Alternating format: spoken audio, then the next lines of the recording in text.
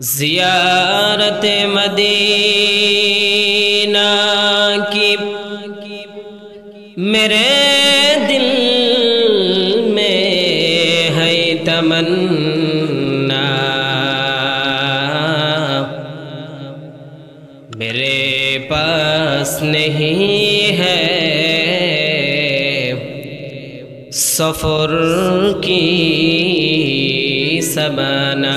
बलगुल उला बि कमालिही कशफत तुजा बिजमालिही, हसनत जमीउ खिसालिही सल्लु अलैहि व आलिही। बलगुल उला बि कमालिही कशफत तुजा बिजमालिही, हसनत जमीउ खिसालिही सल्लु अलैहि व आलिही।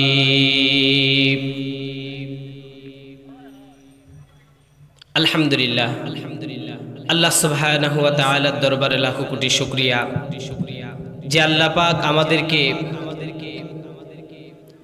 এত সুন্দর এক ইসলামী জলসায় আল্লাহর অশেষ মেহেরবানিতে আল্লাহ পাক আমাদেরকে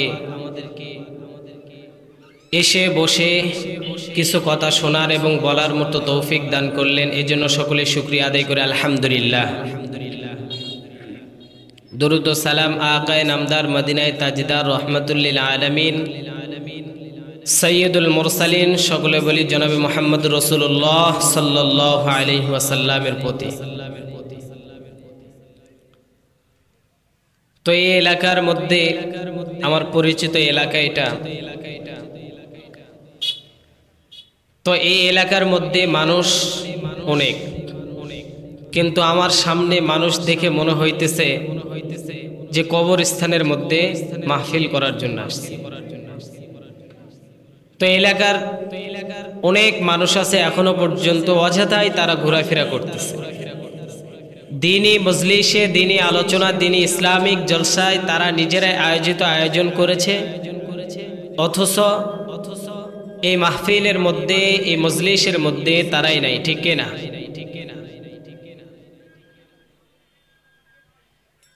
তো যাই হোক, আমি আলোচনা যেদিকে টানতেছিলাম, তো বিষয়বস্তু তাকওয়া সম্পর্কে। তো আল্লাহ পাক রব্বুল আলামিন আমাদেরকে দুনিয়াতে সৃষ্টি করেছেন এবং দুনিয়াতে পাঠাইছেন। আমাদের সৃষ্টির পূর্বে কোনো কিছুই ছিল না, এটা আমরা সকলেই জানি বা বিশ্বাস করি। বিশ্বাস না করলে তার ঈমান থাকবে না। তো আল্লাহ পাক আমাদেরকে সৃষ্টি করেছেন, সৃষ্টি করার পরে আমাদেরকে এমনভাবে ধারাবাহিকভাবে আদম আলাইহিস সালাম থেকে মুহাম্মদুর রাসূলুল্লাহ সাল্লাল্লাহু আলাইহি ওয়াসাল্লামের এই আপনার আমার মাঝে এই উম্মত পর্যন্ত আপনি আমি মুহাম্মদুর রাসূলুল্লাহ সাল্লাল্লাহু আলাইহি ওয়াসাল্লামের উম্মত হিসাবে দুনিয়াতে আল্লাহ পাক আমাদেরকে পাঠাইছেন। তো এই জন্য আমরা খুশি না নারাজ? তো শুরুতেই একটা কথা বলি, আলোচনার যে বিষয়, সে বিষয় হলো তাকওয়া সম্পর্কে। যে আজকে বর্তমানে আমাদের মাঝে তাকওয়ার বড়ই অভাব, যার কারণে আমাদের মাঝে বরাবর পুনরায় বরাবর বারবার করে আমাদের মাঝ থেকে একটাই শুধু আওয়াজ আসতেছে, বাংলাদেশ স্বাধীন কেন হয় না? এর মূল পয়েন্ট, মূল জায়গা আমাদের হলো যে তাকওয়ার অভাব আমাদের। আর তাকওয়া এটা মানে কি? তাকওয়া হলো আল্লাহ তাআলার ভয়। কার ভয়? আল্লাহ তাআলার ভয়। যদি আল্লাহ তাআলার ভয় হতো, আর এই ইসলামিক জলসা যদি মানুষ যদি আল্লাহ তাআলা এবং তার মুহাম্মদুর রাসূলুল্লাহ সাল্লাল্লাহু আলাইহি ওয়াসাল্লামকে রাজি এবং খুশি করার উদ্দেশ্যই হতো, তাহলে এই মাহফিলের মধ্যে মানুষ এত কম আসতো না। যারা আয়োজক তারাই আসে নাই। তারা ভাবতেছে যে মাহফিল করলাম এত সুন্দর, সবাই আমাদের নাম সুনাম করতে থাকবে, বিষয়টা এমন। কথা বলেন এমন এমন না। তো যাই হোক, মূল আলোচনার মধ্যে যাই। আল্লাহ পাক রব্বুল আলামিন কোরআনুল কারীমের মধ্যে বলতেছেন,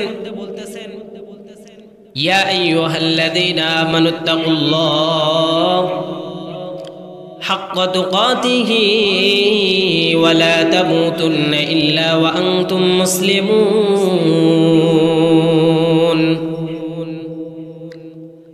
আল্লাহ তাআলা বলতেছেন, ইয়া আইয়ুহাল্লাযীনা আমানুত্তাকুল্লাহ, হে ঈমানদারগণ, তোমরা তাকওয়া নামক গুণকে অর্জন করো। তাকওয়া নামক গুণকে অর্জন করো। কেমন তাকওয়া?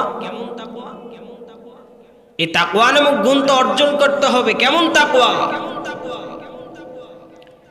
এই জন্য আল্লাহ পাক রব্বুল আলামিন বলেন, ইয়া আইয়ুহাল্লাযীনা আমানুত্তাকুল্লাহ, হে ঈমানদারগণ সাবধান হয়ে যাও। আল্লাহ পাক রব্বুল আলামিন অন্য কোন জাতিকে, অন্য কোন ধর্মপন্থী ভাইদেরকে, ইহুদি নাসারা বৌদ্ধ খ্রিস্টান যত ধর্ম আল্লাহ পাক রব্বুল আলামিন পৃথিবীর জিন্দেগিতে পাঠাইছেন, অন্য কোন ধর্মকে, অন্য কোন জাতিকে রব্বুল আলামিন জানায় দেয় নাই। রব্বুল আলামিন জানায় দিলেন, ইয়া আইয়ুহাল্লাযীনা আমানুত্তাকুল্লাহ, হে ঈমানদারগণ তোমরা তাকওয়া নামক গুণ অর্জন করো। তাকওয়া নামক গুণ। কিন্তু আল্লাহ পাক রব্বুল আলামিন জানায় দিলেন, মুমিন সাবধান হয়ে যাও, সাবধান। আমি আল্লাহ পাক রব্বুল আলামিন শুধু তোমাদেরকে নির্দিষ্টভাবে বলেছি, ইয়া আইয়ুহাল্লাযীনা আমানুত্তাকুল্লাহ, সাবধান হয়ে যাও, তোমরা তাকওয়া নামক গুণ অর্জন করো। এই তাকওয়া নামক গুণের মর্যাদা কেমন? তাকওয়া নামক গুণ অর্জন করতে হবে, এটার নমুনা যদি তাকে দেখতে চাও ঈমানদার, খলিফাতুল মুসলিমিন আবু বকরের জীবনের দিকে তাকায় দেখো। দ্বিতীয় নাম্বার খলিফা ওমরের জীবনের দিকে তাকায় দেখো। প্রত্যেকটা সাহাবায়ে কেরামদের জীবনের দিকে যদি তাকায়, সব সাহাবায়ে কেরামদের জীবনের দিকে যদি তাকায় দেখো ঈমানদার, তাহলে পাওয়া যাইবা কেমন তাকওয়া নামক গুণ অর্জন করতে হবে, কেমন তাকওয়া। আর এই তাকওয়া নামক গুণ অর্জন করার মাধ্যমে বান্দা তোমার চিরস্থায়ী জান্নাত এটা নির্ধারিত হয়ে যাবে। সুবহানাল্লাহ। এই তাকওয়ার বড়ই দাম। প্রথম নাম্বার খলিফা আবু বকরের জীবনের দিকে তাকায় দেখুন ঈমানদার, তাহলে পেয়ে যাবে ঈমানদার তাকওয়া কেমন অর্জন করবা, তাকওয়া কেমন অর্জন করবা। এই খলিফাতুল মুসলিমিন আবু বকরের জীবনের দিকে তাকায় দেখো। মুহাম্মদুর রাসূলুল্লাহ সাল্লাল্লাহু আলাইহি ওয়াসাল্লাম যখন দুনিয়া থেকে যখন ইন্তেকাল করলেন, হযরতে মুহাম্মদুর রাসূলুল্লাহ সাল্লাল্লাহু আলাইহি ওয়াসাল্লাম যখন দুনিয়ার এই যে দুনিয়াতে আল্লাহ পাক তাকে নিয়ামত নামক দৌলত দান করেছিলেন, এই নিয়ামতটা যখন তার শেষ হয়ে গেলেন, যখন উপর থেকে আল্লাহ তাআলা পাঠিয়ে দিলেন, জিবরাইল যাও আমার পয়গম্বরকে জানিয়ে দাও দুনিয়ার সব তার কর্মকাজ শেষ হয়ে গিয়েছে, আমার বন্ধুকে আমার মাঝে আবার ফেরায় দাও। এমন একজন পয়গম্বর মুহাম্মদুর রাসূলুল্লাহ সাল্লাল্লাহু আলাইহি ওয়াসাল্লাম। কেমন পয়গম্বর রে মুসলমান! আল্লাহ পাক রব্বুল আলামিন জানিয়ে দিয়েছেন দুনিয়ার সব কিছুর যদি আমি আল্লাহ হয়ে থাকি, সব কিছুকে যদি আমি আল্লাহর যদি হয়ে থাকে, যা কিছু আমি আল্লাহ পাক সৃষ্টি করেছি সব কিছুর মালিক যেমন আমি আল্লাহ, দুনিয়াতে যা কিছু আছে সব কিছুর নবী হলেন মুহাম্মাদুর রাসূলুল্লাহ। সুবহানাল্লাহ। এই মুহাম্মাদের আদর্শ কেমন? খলিফাতুল মুসলিমিন মুহাম্মাদুর রাসূলুল্লাহর আদর্শ পেয়েছেন, মুহাম্মাদুর রাসূলুল্লাহর আদর্শ। আর এই মুহাম্মাদুর রাসূলুল্লাহর আদর্শ পেয়ে খলিফাতুল মুসলিমিন আবু বকরের জীবন ধন্য হয়ে গেল। এই খলিফাতুল মুহাম্মাদুর রাসূলুল্লাহর আদর্শ পেয়ে দ্বিতীয় নম্বর খলিফা হযরতে ওমরের জীবন ধন্য হয়ে গেল। সব সাহাবায়ে কেরামদের জীবনটা ধন্য হয়ে গেল পয়গম্বর মুহাম্মাদের আদর্শ পেয়ে। আর যদি আপনার আমার মাঝে এই মুহাম্মাদের আদর্শটা ঢুকে যায়, আর মুহাম্মাদের আদর্শটা যদি তাকওয়া নামক গুণের মতো ঢুকে যায়, তাহলে বলেন তো আমাদের আদর্শটা চেঞ্জ হবে কিনা? প্রথম নাম্বার খলিফা আবু বকরের জীবনের দিকে তাকায় দেখো কেমন একজন সাহাবী। এই আবু বকর রাদিয়াল্লাহু তাআলা আনহু এমন একজন সাহাবী ছিলেন, শুধু সাহাবী না এমন একজন খলিফা ছিলেন।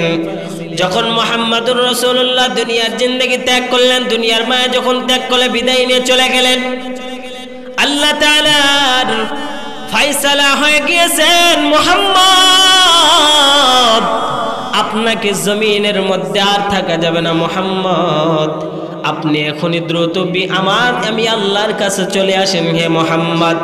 যখন এই মুহাম্মদুর রাসূলুল্লাহ সাল্লাল্লাহু আলাইহি ওয়াসাল্লাম যখন বিদায় নিলেন, খেলাফতের দায়িত্ব আসলেন আবু বকরের হাতে। আর এই আবু বকর রাদিয়াল্লাহু তাআলা আনহু কেমন খেলাফত প্রতিষ্ঠিত করেছেন, কেমন তাকওয়ার সঙ্গে খেলাফত প্রতিষ্ঠিত করেছেন। গনিমতের মাল যখন ত্রাণটা যখন বিতরণ করে দেওয়া হয়, আর এই খেলাফতের দায়িত্বপ্রাপ্ত খলিফা আবু বকর রাদিয়াল্লাহু তাআলা আনহুকে যখন খেলাফতের দায়িত্ব দেওয়া হয়, আর এই খেলাফতের দায়িত্ব পাওয়ার পর যখন সেখান থেকে বেতন নেই, ভাতা নেই, এখান থেকে আবু বকর রাদিয়াল্লাহু তাআলা আনহুর স্ত্রী এই দান এই মালের যে সম্পদটা আবু বকর রাদিয়াল্লাহু তাআলা আনহুর বেতন হয়ে আসেন, এই বেতন থেকে কিছু টাকা সরায় রাখেন। আবু বকর রাদিয়াল্লাহু তাআলা আনহু একদিন, দুই দিন, 3 দিন, মাস চলে যায়। চলে যাওয়ার পর এই আবু বকর রাদিয়াল্লাহু তাআলা আনহু যখন 1 মাস অতিবাহিত হয়ে যায়, যখন সম্পদের যখন বেতনটা নিয়ে এসে রাখেন, হযরতে আবু বকরের স্ত্রী তখন এক মিষ্টি দিয়ে এসে আবু বকরের সামনে দাঁড়ায় গেলেন। আর জিজ্ঞাসা করলেন আবু বকর রাদিয়াল্লাহু তাআলা আনহু, জিজ্ঞাসা করলেন আমার স্ত্রী জবাব দাও, এই যে তুমি মিষ্টিটা নিয়ে এসেছো, এই মিষ্টি কোথায় থেকে নিয়ে এসেছো?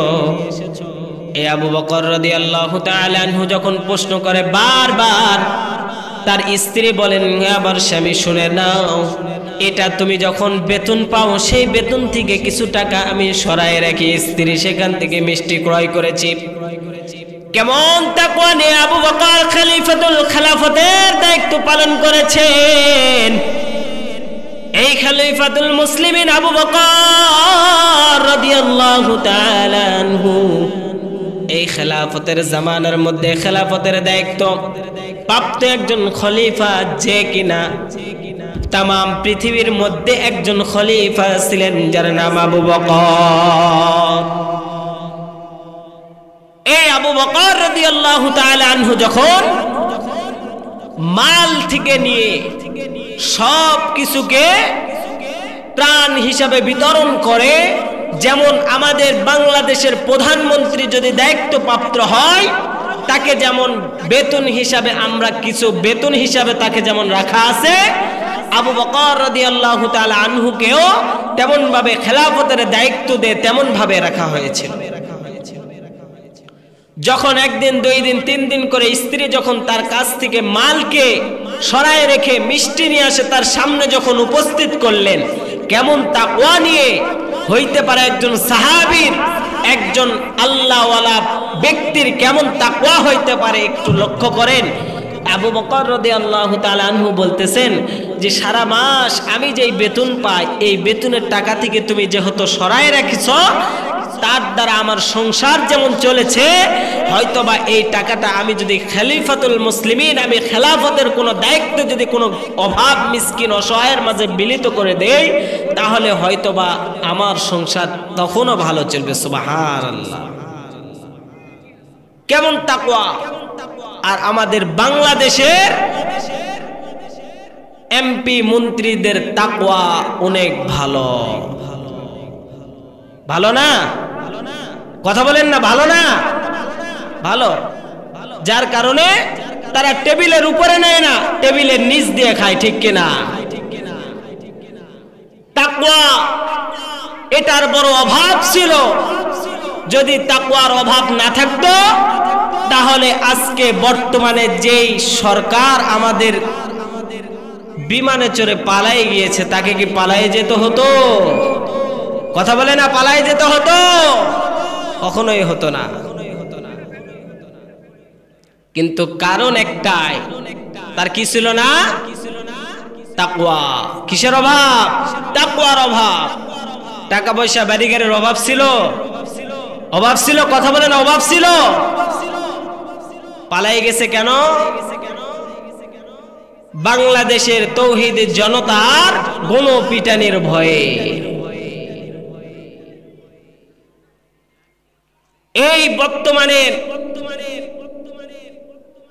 খেলাফতের আবু বকরের জীবনের দিকে যদি তাকাইতো, কোরআন হাদিস সুন্নাহ অনুযায়ী যদি দেশ পরিচালনা করত, তাহলে বাংলাদেশের কুখ্যাত সন্ত্রাসী খুনি হাসিনাকে দেশ ছেড়ে পালায়ে যেতে হতো না।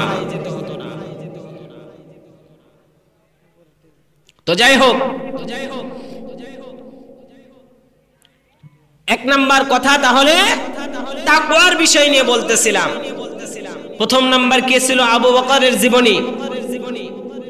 কেমন খলিফা, কেমন হইতে পারে তার তাকওয়া, যার কারণে বর্তমানে তার নাম এখনো পর্যন্ত প্রচারিত আছে সম্মানের সহিত না অসম্মানের সহিত? কথা বলেন।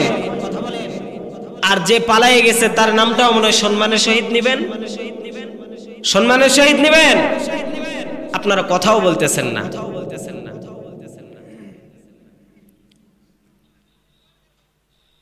দুই নম্বর খলিফাতুল মুসলিমিন হযরতে ওমর রাদিয়াল্লাহু তাআলা আনহুর জীবনের দিকে একটু লক্ষ্য করেন। দুই নম্বর খলিফাতুল মুসলিমিন ওমর রাদিয়াল্লাহু তাআলা আনহু খেলাফতের জামানায় খেলাফতের দায়িত্ব যখন পালন করতেছিলেন, বারবার এলাকার মধ্যে চলাফেরা করতেছিলেন। কেমন যেন প্রশ্ন করা হলো, হে ওমর, তুমি তো একজন বাদশা মানুষ, খেলাফত খলিফা মানুষ, তুমি কেন রাতের গভীর অন্ধকারে এলাকার মধ্যে কেন টহল দাও, এলাকার মধ্যে কেন চলাফেরা করো? বারবার করে যখন তাকে এইরকম ভাবে প্রশ্ন করা হলো, হযরতে ওমর একটাই জবাব দিয়েছেন, এ সাহাবায়ে কেরামরা, তোমরা শুনে নাও, এই যে আমি খেলাফতের জামানায় খেলাফতের দায়িত্ব পালন করতেছি, তার মানে এই নয় যে আল্লাহ তাআলার আদালতে আমাকে দাঁড় করাইতে হবে না, আল্লাহর আদালতে আমাকে দাঁড় হতে হবে না। হে ভাই, ভালো করে শুনে নাও, খেলাফতের দায়িত্ব পেলেন ওমর। বারবার যখন খলিফাতুল মুসলিমিন ওমরকে যখন প্রশ্ন করালো, ওমর একটাই জবাব দিলেন যে এই জামানার মধ্যে যখন আমি খেলাফতের দায়িত্ব পালন করব, এই খেলাফতের দায়িত্বটা না জানি এমন কোন ভুল হয়ে যায়, এই ভুল হওয়ার কারণে হাসরের ময়দানে আল্লাহর আদালতে আমাকে দাঁড় করাইতে হবে। বর্তমানের এমপি মন্ত্রী চেয়ারম্যানদেরকে তারা পালায় গিয়ে জনগণের কাছ থেকে বাঁচায় গেল। কিন্তু একটা জিনিস লক্ষ্য করেন, যদি বারবার করে এমন ক্ষমতার লোকেরা আসে আর পালায় যায়, সাধারণ জনগণের উপরে জুলুম করে যারা চলে যায়, তাহলে বলেন তো কিয়ামতের দিন আল্লাহর আদালতে দাঁড় হতে হবে কিনা? সর্বক্ষেত্রে কে দুনিয়ার জিন্দেগিতে দুনিয়ার মানুষ থেকে বাঁচায় গেলাম, কিন্তু একটা জিনিস লক্ষ্য করেন ইমানদার, সব মানুষের দুনিয়ার জিন্দেগি থেকে আপনি আমি বাঁচায় গেলাম, কিন্তু আল্লাহ পাক রব্বুল আলামিন যে বলেন ইয়া আইয়ুহাল্লাযীনা আমানুত্তাকুল্লাহ হাক্কা তুকাতিহি ওয়া লা তামুতুন্না ইল্লা ওয়া আনতুম মুসলিমুন। আল্লাহ পাক রব্বুল আলামিন জানিয়ে দিলেন তোমরা পরিপূর্ণ মুমিন না হয়ে কবরে আসবে না। আর যদি পরিপূর্ণ ঈমানদার মুমিন না হয়ে কবরে আসো, তাহলে আল্লাহর রাসূল পয়গম্বর মুহাম্মদুর রাসূলুল্লাহ সাল্লাল্লাহু আলাইহি ওয়াসাল্লাম জানিয়ে দিলেন ক্বালান নবী সাল্লাল্লাহু আলাইহি ওয়াসাল্লাম আল কবর রাউদাতুম মির রিয়াদিল জান্নাহ আও হুফরাতুম মিন হুফারিন নার। পয়গম্বর মুহাম্মদুর রাসূলুল্লাহ সাল্লাল্লাহু আলাইহি ওয়াসাল্লাম জানিয়ে দিলেন দুনিয়ার জিন্দেগি থেকে তোমরা যদি পরিপূর্ণ ঈমানদার মুমিন না হয়ে কবরে আসো, কবরের মধ্যে আল কবর রাউদাতুম মির রিয়াদিল জান্নাহ, কবরটা কার জন্য হবে? জান্নাতের বাগান। আও হুফরাতুম মিন হুফারিন নার, অথবা কবরটা হবে কার জন্য? জাহান্নামের গর্ত। আমরা সকলে জান্নাত চাই, এটা সবাই 100% বিশ্বাস করি, সবাই জান্নাত যেতে চায়, কিন্তু জান্নাতের আমল করতে রাজি নয়। ঈমানদার তাকওয়া নামক গুণ অর্জন করতে হবে। কেমন তাকওয়া? খলিফাতুল মুসলিমিন ওমর রাদিয়াল্লাহু তাআলা আনহুর জীবনের মধ্যে একদিন ওমর রাদিয়াল্লাহু তাআলা আনহু এই খেলাফত প্রাপ্ত হওয়ার বলে খেলাফতের জামানায় যখন সে রাস্তার মধ্যে এলাকার মধ্যে যখন চলাফেরা করে, এলাকার মধ্যে যখন ঘোরাফেরা করতেছিলেন, এমন তো সময় একজন মা আর একজন মেয়ের গল্প। এই মা আর মেয়ে বারবার কি যেন বলে, আর খলিফাতুল মুসলিমিন একটু কাছে গিয়ে কানটা লাগাইলো যে কি তারা বারবার করে বলতেছেন। খলিফাতুল মুসলিমিন ওমর রাদিয়াল্লাহু তাআলা আনহু যখন কানটাকে তাদের দিকে শ্রবণ করলেন, মা মেয়েকে ডাক দিয়ে বলতেছে, রে মেয়ে, আমি তোমাকে আদেশ করতেছি এক পাতিল দুধের মধ্যে তুমি পানি মিশাল করে দাও, পানি মিশ্রিত করে দাও। বারবার যখন বলতেছেন, মেয়েটা বলতেছেন যে আম্মা জান, যদি এই পানিটা যদি এই দুধের মধ্যে মিশ্রিত করি, খলিফাতুল মুসলিমিন ওমর যদি জানতে পারে মা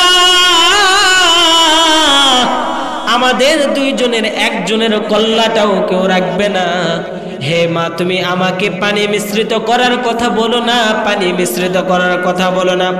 যখন এমন কথা বললেন, মা ডাক দিয়ে বলতেছে, রে মেয়ে শোনো, এই যে তুমি মিশ্রিত করতেছ দুধের মধ্যে পানিটা, বারবার করে আমি বলার পরে যে খলিফাতুল মুসলিমিন ওমর কি আমাদেরকে দেখতেছে কিনা?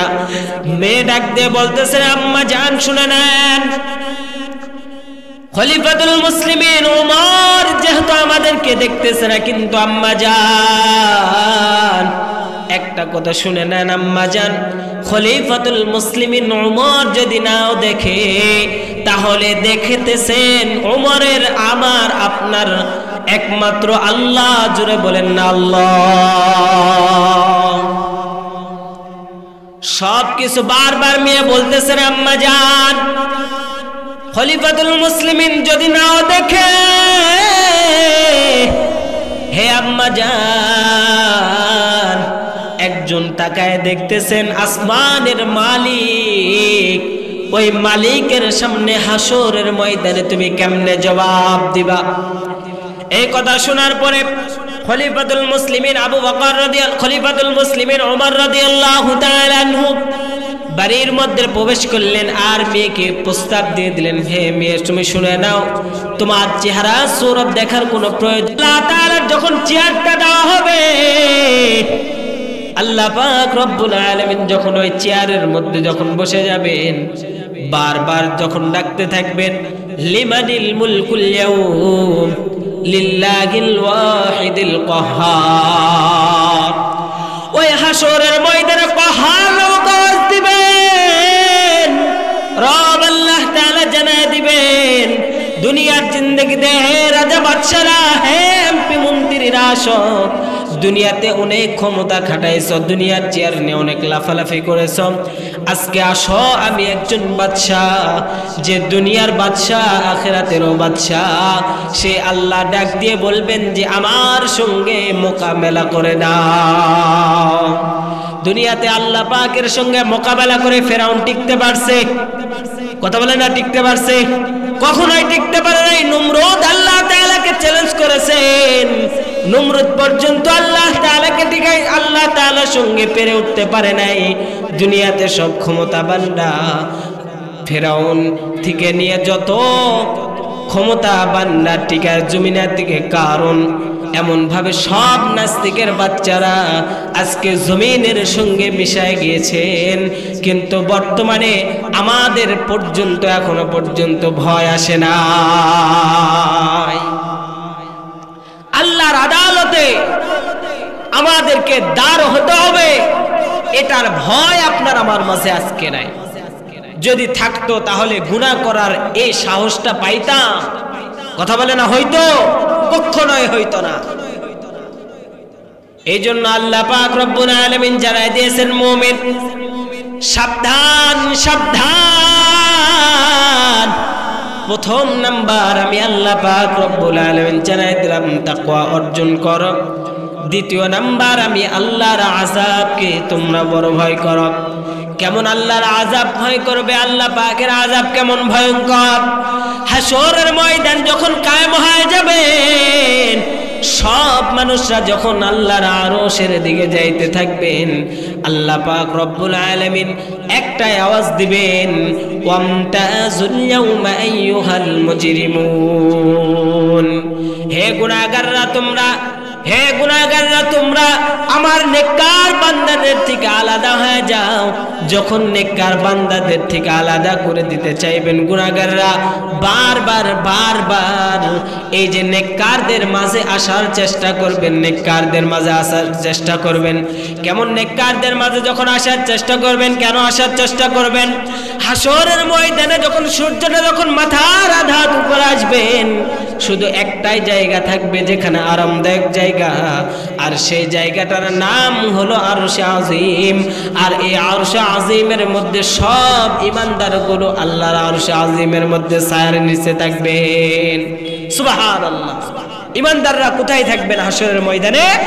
আল্লাহ পাক রব্বুল আলামিন যে আরশে আজিম বর্তমানে আছে, এই আরশে আজিমের মধ্যে আল্লাহ পাক রব্বুল আলামিন ইমানদারদেরকে কি দিবেন? ছায়া দিবেন। সুবহানাল্লাহ।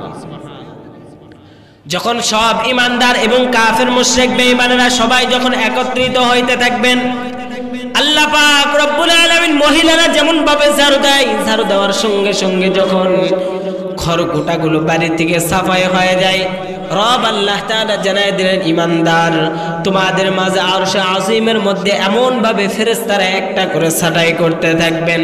ফেরেশতারা বারবার ডাক দিয়ে বলবেন, আল্লাহ আল্লাহ পাক রব্বুল আলামিন ফেরেশতাদেরকে বারবার জবাব দিবেন, হে ফেরেশতারা যাও যাও, এই নাফরমান বান্দাদেরকে আলাদা করে দাও, কারণ আজকে বর্তমানে এই সময়ের মধ্যে আমার সঙ্গে ইমানদারের মোলাকাত।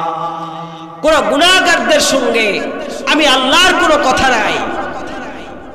আল্লাহ এত রাগান্বিত অবস্থায় থাকবেন, আল্লাহ তাআলা এত ভয়াবহ আযাবের সময় আল্লাহ পাক রব্বুল আলামিন যখন গুনাহগার জাহান্নামীদেরকে যখন পৃথক করে দিবেন, এই গুনাহগার জাহান্নামীরা যখন পৃথক করে দেওয়ার পরে যখন ওপার যায় বসবেন, রব আল্লাহ তাআলা আরো জানায় দিলেন, ইমানদার তোমরা সাবধান, নেক আমল না নিয়ে তোমরা এই হাসরের ময়দানে উঠবা না, কবরে আসবা না। আল্লাহ পাক রব্বুল আলামিন জানায় দিলেন মুমিন ইমানদার কোরআনুল কারীমের মধ্যে আল্লাহ পাক রব্বুল আলামিন জানায় দিয়েছেন ওয়াসিকাল্লাযীনা কাফারু ইলা জাহান্নামা যুমারা হাত্তা ইযা জাউহা ওয়া ফুতিহাত আবওয়াবুহা ওয়া ক্বালা লাহুম খাযানাতুহা আল্লাহ পাক রব্বুল আলামিন জানায় দিবেন হে জাহান্নামী ফেরেশতারা যাও যাও এই বান্দাদেরকে জাহান্নামের দিকে নিয়ে যাও যখন জাহান্নাম আল্লাহ পাক রব্বুল আলামিনের এই জাহান্নামী বান্দাদেরকে জাহান্নামটা হাসরের ময়দানে এমন ভাবে তাকায় থাকবে আর আল্লাহকে ডাক দিয়ে বলবেন আয় আল্লাহ আপনার গুনাহগার বান্দারা কই দাও দাও আমার বড় ক্ষুধা আয় রব আল্লাহ আমাকে দাও আপনার গুনাহগার বান্দারা দাও দাও আমার গুনাহগার বান্দাদেরকে দাও আপনার গুনাহগার বান্দাদেরকে দাও আমি তৃপ্তি মিটাই খাবার আমার পেটটা ভরে রে যখন খোদা পেটের মধ্যে যখন জাহান্নামে এরকম ভাবে বলবেন আল্লাহ পাক রব্বুল আলামিন ফেরেশতাদেরকে বলবেন ওয়াসিকাল্লাযীনা কাফারু ইলা জাহান্নামা যুমারা হে ফেরেশতারা যাও যাও জাহান্নামকে 70টা শিকল লাগায়া জাহান্নামকে আটকাও আর এই জাহান্নামকে তুমি আজকে হাসরের ময়দানে তোমরা আসতে দিও না আল্লাহ পাক যখন নিষেধ করবেন যখন জাহান্নাম কোন নিষেধ শুনবে না আল্লাহ পাকের কোন আদেশ শুনবে না বারবার চিৎকার করে বলবেন আল্লাহ দাও দাও আমাকে জাহান্নামী গুলোকে দাও আমি ক্ষুধা নিবারণ করতে চাই আল্লাহ পাক রব্বুল আলামিন জাহান্নামী ফেরেশতাদেরকে বলবেন ফেরেশতারা যাও এই জাহান্নামকে 70টা শিকল লাগাও প্রত্যেকটা শিকলের গোড়ায় গোড়ায় 70টা করে ফেরেশতা আল্লাহ পাক নিযুক্ত করে দিবেন তারপরেও জাহান্নামকে আটকানোর মতো কোনো ক্ষমতা নাই আল্লাহ পাক রব্বুল আলামিনকে বারবার বলবেন আল্লাহ ফেরেশতারা প্রশ্ন করবেন আল্লাহ তারপরেও এখনো পর্যন্ত জাহান্নামকে আটকানো যাইতেছে না আল্লাহ পাক রব্বুল আলামিন একটু পানি ছিটা দিবেন আল্লাহ পাক রব্বুল আলামিন পানিটা যখন জাহান্নামের গায়ে ছিটায় দিবেন আর এই জাহান্নামের গায়ে ছিটানো দেওয়ার পূর্বে সঙ্গে সঙ্গে জাহান্নামটা দ্রুত পিছন দিকে হাঁটতে শুরু করবে সুবহানাল্লাহ যখন এই জাহান্নামটা পিছন দিকে হাঁটতে শুরু করবেন ফেরেশতারা আল্লাহ পাক রব্বুল আলামিনকে জবাব আল্লাহ পাক রব্বুল আলামিনকে প্রশ্ন করবেন দয়াল আল্লাহ এই জাহান্নামকে আমরা বারবার 70টা শিকল লাগাইলাম প্রত্যেকটা শিকলের গোড়ায় গোড়ায় 70,000 করে ফেরেশতা রব আল্লাহ তারপরেও এই জাহান্নামকে আটকানো সম্ভব হইতেছে না আয় রব আপনি এমন কি পানি দিলেন যে পানিটার কারণে দ্রুত জাহান্নামটা পিছন দিকে হাঁটা শুরু করে দিলেন আল্লাহ পাক রব্বুল আলামিন জানায় দিবেন হে আমার ফেরেশতারা তোমরা শুনে নাও এটা এমন সাধারণ কোনো পানি না এটা হাউজে কাউসারের পানি না আবে হায়াতের পানি না দুনিয়াতে মেঘচ্ছন্ন মেঘের কোনো পরিষ্কার পানি না এটা এমন একটা পানি যে পানিটা দুনিয়ার জিন্দেগিতে ওই আমার গোলামরা আমার ভয়ে আমার এই জাহান্নামের ভয়ে আর তাকওয়া নিয়ে যে বান্দারা আমি আল্লাহর কাছে দোয়া করেছেন আল্লাহ জীবনে যত অন্যায় করেছি আল্লাহ জীবনে যত ভুল করেছি আল্লাহ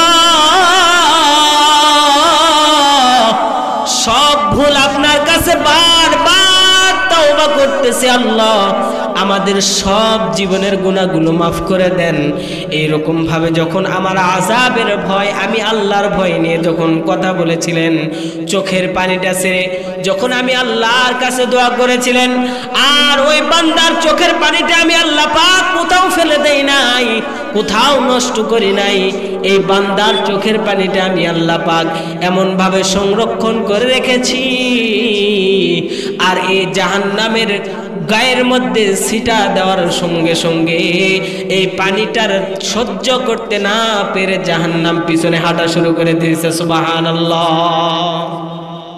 আল্লাহ তাআলার শুধু রাগান্বিত এমন না আল্লাহ তাআলা কিন্তু দয়ালু সব মানুষ যখন জান্নাতি জাহান্নামের দিকে চলে যাবেন একজন ব্যক্তি শুধু থাকবে জান্নাতের দিকে, জাহান্নামের ওয়ার্ডার তার জন্য জাহান্নাম ওয়াজিব হয়ে গিয়েছেন।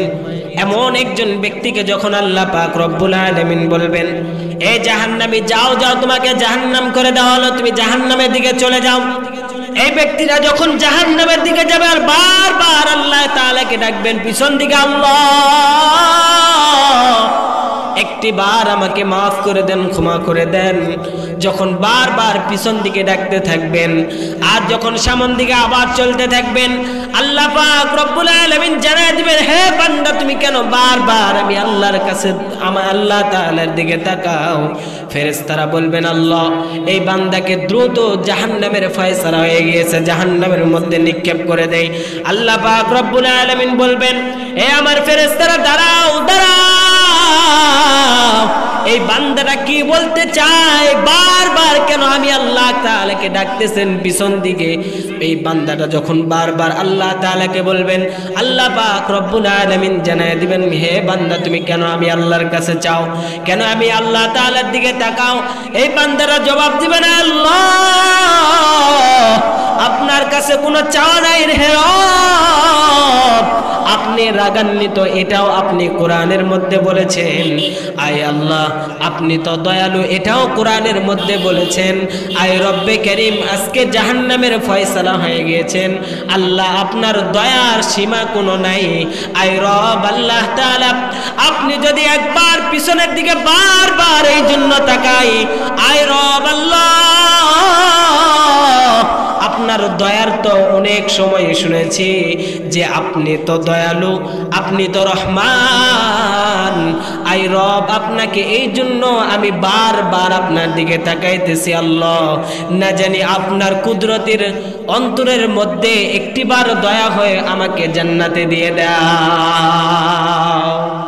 এই বান্দা যখন বারবার এই চিন্তা ফিকির নিয়ে আল্লাহ তাআলাকে ডাকতে থাকেন, আল্লাহ তাআলা বান্দাকে বলবেন, হে বান্দা যাও যাও, হে ফেরেশতা জাহান্নামের হ্যান্ডকাপটা ছুটায়া দাও, আর এই বান্দাকে তাড়াতাড়ি জাহান্নাম থেকে ছুটায়া দাও, হ্যান্ডকাপটা ছুটায়া দাও, আর এই বান্দাকে দ্রুত জান্নাতের মধ্যে দিয়ে দেওয়ার ব্যবস্থা করে দাও। সুবহানাল্লাহ।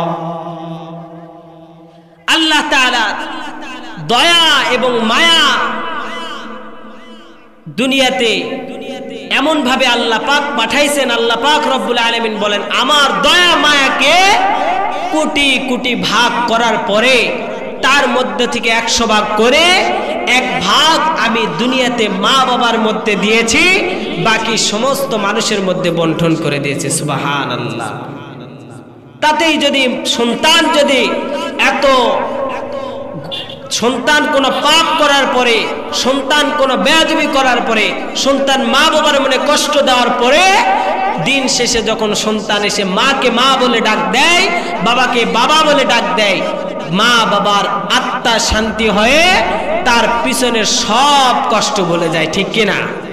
তো আল্লাহ পাক রব্বুল আলামিন বলেন যে বান্দা তুমি যখন গুনাহ করবা, গুনাহ করার পরেও আমি আল্লাহর কাছে মাফ চাইবা, আমি রব আল্লাহ তাআলা তোমার সব গুনাহ মাফ করে দেব। সুবহানাল্লাহ। দুনিয়ার জিন্দেগিতে আল্লাহ পাক রব্বুল আলামিন বলতেছেন যে বান্দা তোমাদের জন্য প্রথম ফেরেশতাদের ভয় নিয়ে, আমি আল্লাহর ভয় নিয়ে যখন তোমরা গুনাহ করতে গিয়ে গুনাহ থেকে ফিরে আসবা, এর নাম হলো তাকওয়া। দুনিয়ার জিন্দেগিতে একজন বাদশাহের ঘটনার মধ্যে আছে, বাদশাহ একজন মহিলা নিয়ে জিনা করার জন্য বাদশাহ ওই ঘরের মধ্যে ঢুকেছেন, কিন্তু যখন চারদিক ঘেরাও করানো আছে, ঘরটাকে আবৃত করা আছে, কোথাও থেকে কেউ দেখতেছে না। মহিলাটা বলতেছেন, হে বাদশাহ তুমি তো জিনা করার জন্য আমাকে নিয়ে এসেছো, কেন সময় নষ্ট করতেছ? আমার সঙ্গে অবৈধ সম্পর্ক করো, মিলামিশা করো। এই বাদশাহ ডাক দিয়ে বলতেছেন যে দুনিয়াতে কেউ আমাকে যদি নাও দেখে, কিন্তু আল্লাহ পাক রব্বুল আলামিন আমাকে দেখতেছেন। এই জন্য দুনিয়ার জিন্দেগিতে আল্লাহ পাক রব্বুল আলামিন বলেন যে হে বান্দা, হে বান্দারগণ, আমাবস্যার রাত্রিতে যদি একটা কালো তারের উপরে, কালো পাথরের উপরে যদি কালো একটা পিপিলিকাও যদি চলাফেরা করে, এই পিপিলিকাটা যেমন আমি রব আল্লাহ তাআলা তাকে দেখি, ইমানদার তোমরা যেখানে গুনাহ করো না কেন, যেখানে থাকো না কেন, আমি আল্লাহ পাক রব্বুল আলামিন 24টা ঘন্টা তোমাদের মাঝে তাকায় আছি। সুবহানাল্লাহ।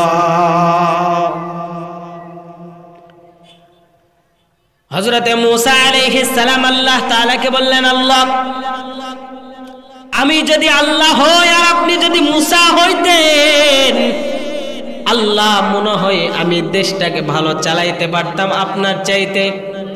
মূসা আলাইহিস সালাম আল্লাহ তাআলাকে যখন এই কথা বললেন, আল্লাহ বললেন, হে মূসা তোমাকে আমি আল্লাহ পাক নবী হিসাবে পাঠাইছি, তুমি নবীর জায়গায় নবী, তুমি রাসূলের জায়গায় রাসূল, কিন্তু আমি আল্লাহর জায়গায় আমি আল্লাহর জায়গাটা কেউ নিতে পারবে না। এখনো পর্যন্ত কেউ নাই, সামনেও কেউ নিতে পারবে না। তেমনি ভাবে তুমি মূসার জায়গা কেউ নাই, নিতেও পারবে না। আল্লাহ পাক রব্বুল আলামিন তারপরেও বলতেছেন, হে মূসা তুমি যদি আল্লাহ হও তাহলে তোমাকে দিয়ে একটা পরীক্ষা করি। যখন মূসা আলাইহিস সালামকে যখন আল্লাহ পাক যখন আসমানের দিকে নিয়ে গেলেন আল্লাহ পাক রব্বুল আলামিন, এই মূসা আলাইহিস সালাম যখন আসমানের দিকে গেলেন, আল্লাহ পাক রব্বুল আলামিন জানায় দিলেন, হে মূসা তুমি এই যে পানির একটা গ্লাস তোমার হাতের মধ্যে নাও।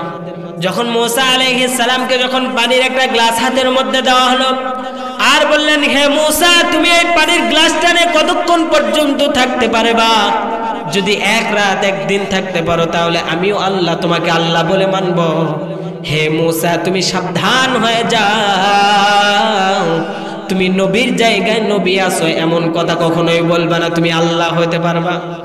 যখন মূসা আলাইহিস সালাম যখন এমন প্রশ্ন করলেন, আল্লাহ পাক রব্বুল আলামিন যখন পানির গ্লাসটা দিলেন হাতের মধ্যে, পয়গম্বর মূসা আলাইহিস সালাতু ওয়াস সালাম একটু পরে জিমানি আসার কারণে পানির গ্লাসটা পড়ার সঙ্গে সঙ্গে ভেঙে গেলেন।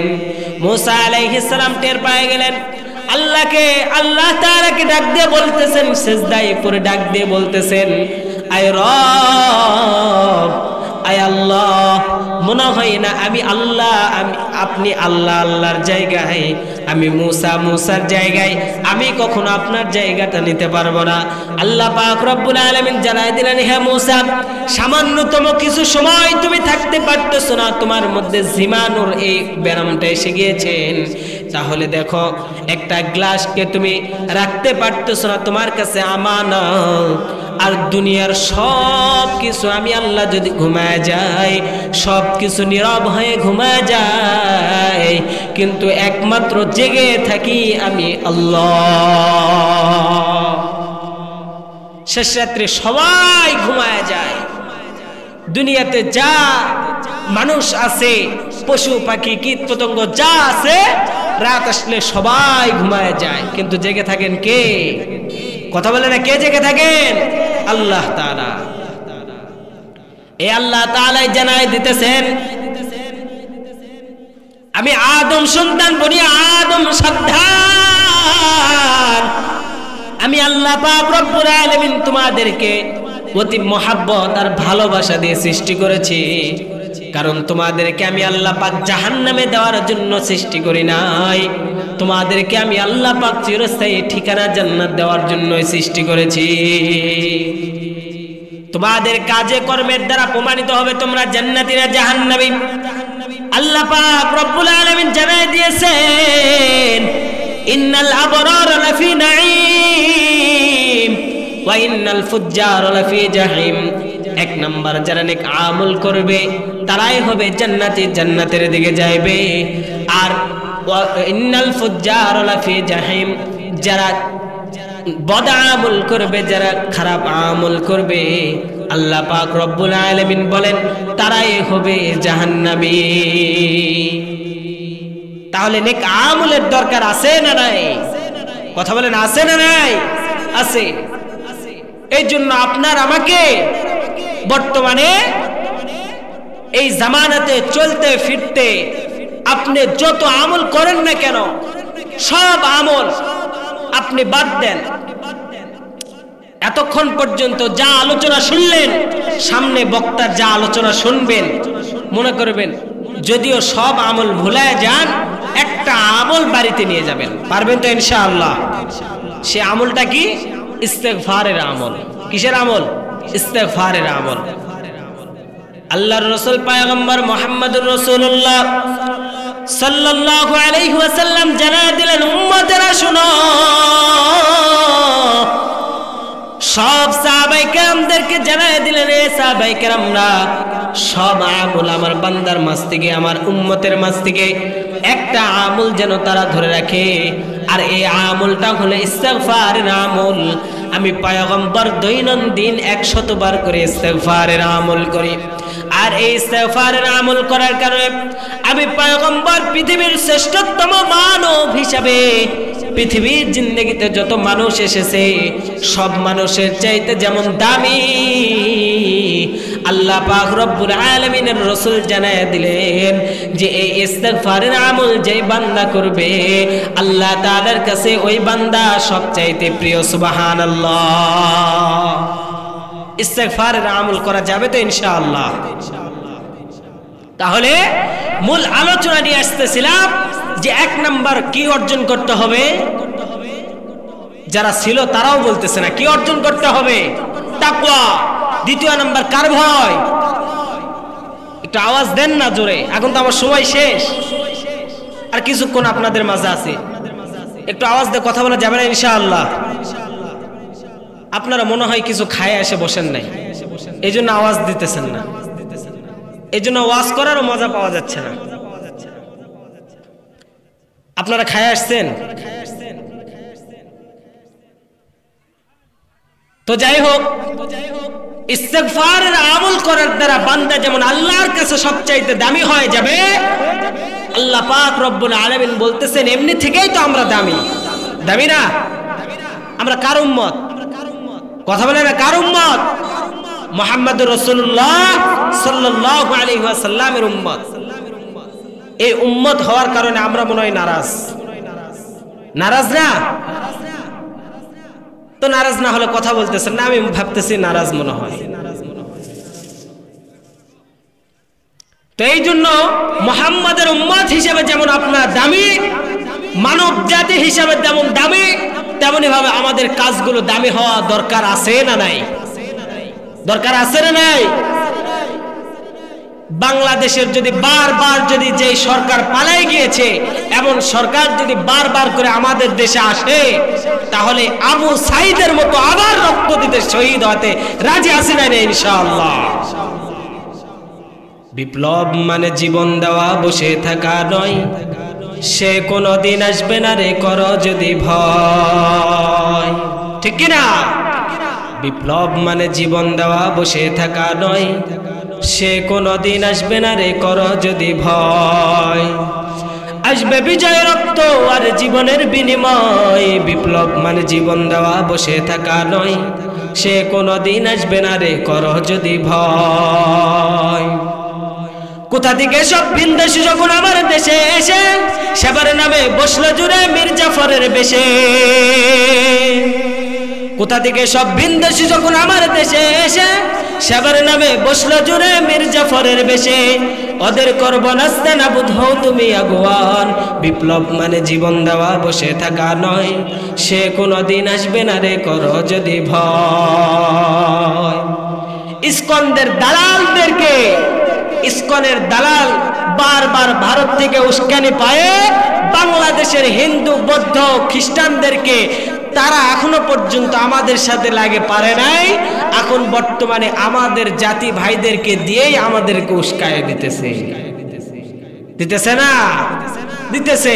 কিন্তু তারা জানে না যে আমরা এদেশের মুসলমানরা, তাওহীদ জনতা, মুহাম্মদুর রাসূলুল্লাহ আমাদেরকে আদর্শবান হিসাবে পাঠিয়ে দিয়েছেন, আদর্শ শিখাই দিয়েছেন যে এই দেশের মুসলমান, হিন্দু, বৌদ্ধ, খ্রিস্টান সবাই আমরা এক ভাই, একজন। ঠিক কি না? এই জন্য মুসলমান আমরা এদেশের যেই নাস্তিকরা আমাদের মুসলমানদের অসহায়ত্বের এই সুযোগ নিয়ে তারা যখনই ক্ষমতার দাপট নিয়ে আমাদের মাঝে ক্ষমতা দেখায় থাকবে, বারবার এই সরকারের মতো দেশ ছেড়ে পালাই দিতে আমরা ওরা প্রস্তুত করবো ইনশাআল্লাহ। এখনো কি আপনাদের ভয় লাগতেছে? ভয় লাগতেছে তো আওয়াজ দিতেছেন না কেন? আপনারা মানুষ তো আলহামদুলিল্লাহ অনেক হয়েছে। তো এই জন্য ভয় যদি না থাকে, আল্লামা সাইদি রহমাতুল্লাহ আলাই তিনি একটা কথা বলেছিলেন যে সিংহের মতো বিড়ালের মতো 500 বছর বাঁচার চেয়ে সিংহের মতো একদিন বাঁচাই উত্তম, ঠিক কিনা? তো বর্তমানে আমাদেরকে এমন ভাবে আমরা আজকে আমাদেরকে ধরেছে, ভারত যদি আমাদের যদি সত্যি যদি পার্শ্ববর্তী দেশ যদি আমাদের যদি বন্ধু হইতো, তাহলে আমরা দিয়েছি তাদেরকে ইলিশ, তারা তার বদলে আমাদেরকে দিয়েছে ইয়াবার ফেনসিডিল। দিয়েছে কিনা? আমরা দিয়েছি যা, তারা দিয়েছে তার উল্টা। তাই দেয় নাই? তাই তো দিয়েছে। তো এই জন্য সাবধান। আজকে বর্তমানে এই জামানাটা এমন একটা ফিতনা ফাসাদের জামানা এসেছে, কারো উস্কানিতে আমরা কখনো বের হতে রাজি হব না ইনশাআল্লাহ।